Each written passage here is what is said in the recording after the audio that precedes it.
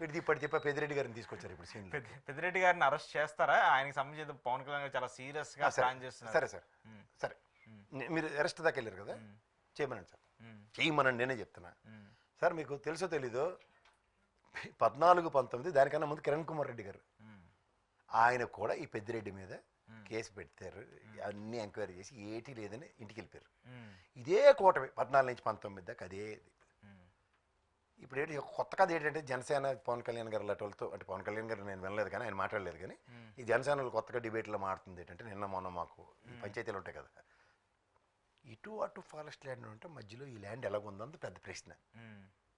1968లోనే దాని ఏటైందో దాని కథ తెలుసు. నేను మళ్ళీ చెప్తున్నాను సార్, 2 ఎంక్వైరీ కమిటీలు సారాంశం శూన్యం. ఇప్పుడు ఏంటంటే మొన్న సజ్జల మీద వెళ్ళారు వాళ్ళ తమ్ముడు ఏదో ఫారెస్ట్ ల్యాండ్ అని, ఏటైంది? ఏటీ లేదు. వీళ్ళు 2 రోజులు కాలక్షేపం చేయాలా, ఈ నెలకి కొత్త నెలకి కొత్త పథకం రావాలి. ఈ వాట్సాప్ గవర్నెన్స్ మొదలవుతుంది కదా, దాని సాధక బాధకం నెక్స్ట్ మంత్ అంతా ఆడుకుంటారు. ఇప్పుడు ప్రజెంట్ ఏంటంటే ఇది ఫస్ట్ ఏంటంటే పెద్దిరెడ్డి మీద ఎట్టారు. పెద్దిరెడ్డి గారికి గురించి ఎవరికి తెలిసినా తెలియపోయినా నాకు తెలిసిన ఒక విషయం చెప్తా. మీకు రాయలసీమలో రెడ్డి కల్చర్ కదా, రెడ్డి అన్నది ఒక వీటో రాజశేఖర రెడ్డి గారే అనుకుందాం.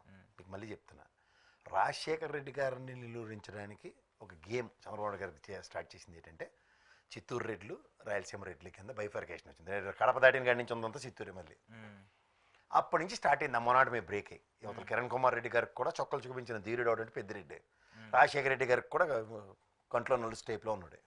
వాళ్ళ అబ్బాయి ఆర్ఎస్ఎస్ బ్యాక్గ్రౌండ్, మంచి సంబంధం, ఏవన్ కాంట్రాక్టర్ దేశవ్యాప్తంగా ఆయనకున్న సత్సంబంధాలతో ఇవాళ ఒక డైలాగ్ ఓపెన్ అయ్యి జగన్మోహన్ రెడ్డి గారితో వీళ్ళు ఎలానే ముందుకెళ్తున్నారు. ఇది రాజకీయ క్షేత్రంలో పెద్దిరెడ్డి గారిని ప్రతిష్ఠించిన కర్త కర్మక్రియ చంద్రబాబు నాయుడు గారికి దక్కుద్ది. సో అలాంటి నేపథ్యంలో ఆయన మీద ఏదో చర్యలు ప్రతి చర్యలు ఊహకు అందనివి నేనైతే ఊహించుకోను కూడా.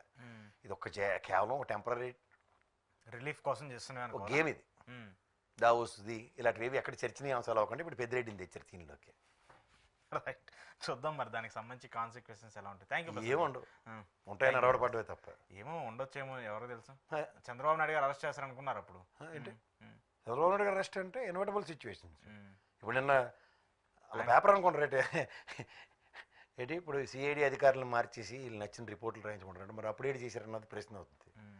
అలాగే అలాంటి కాంట్రవర్షియల్ స్టేట్మెంట్స్ కాకుండా జనరలైజ్ చేసినప్పుడు గత ఇప్పుడు అన్నదాన్ని ఒక్కసారి వెనక్కి వెళ్ళి ముందుకు వెళ్తే ఇది ఇక్కడ అదే కలెక్టర్ ఆఫీస్ మదనపల్లిలో తగలెట్టిన కానీ ఇదే పంచాయతీ అవుట్కమ్ ఏది మెయిన్ రెస్పాన్స్ రావట్లేదు. ఏం జరిగింది సార్? ఒకటి సిస్టంలో సిస్టమేటిక్గా వెళ్ళే వాళ్ళు చాలామంది ఉంటారు, సిస్టంతో ఆడుకునే వాళ్ళు చాలామంది ఉంటారు.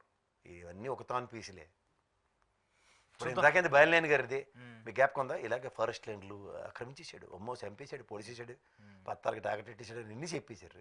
జనసేనలో జాయిన్ ఏది కేసు ఏది లాస్ట్ 5 ఏళ్ళు అదే ఆడవాడు కదా. ఆయన వెళ్ళాడు కదా. ఇప్పుడు ఆయన 5 ఏళ్ల పాటు ఆయన మీద ఏమి ఉండదు, జనసేనలో చేరాడు. ఎందుకు టపాచిపుత్ర కబుర్లు? ఇప్పుడు ఏంది, ఇప్పుడు పార్టీలు ఎందుకు మారుతారు? ఈ కేసుల నుంచి తప్పించుకోవడానికి? ఎవడు మారుతాడండి? ఎవడు మారేది? చాలా మంది బాలినేని గారు ఇప్పుడు ఎందుకు మారారు? ఆయన అడగండి. జగన్మోహన్ రెడ్డి విమర్శల మీద ఆయన చేసి ఏదో అర్ధరాత్రి సంతకాలు పెట్టించారు, బయటకు వచ్చి మాట్లాడారు. జీవితంలో చేసిన పనికొచ్చిన పని అదొకటి, అర్ధరాత్రి సంతకం.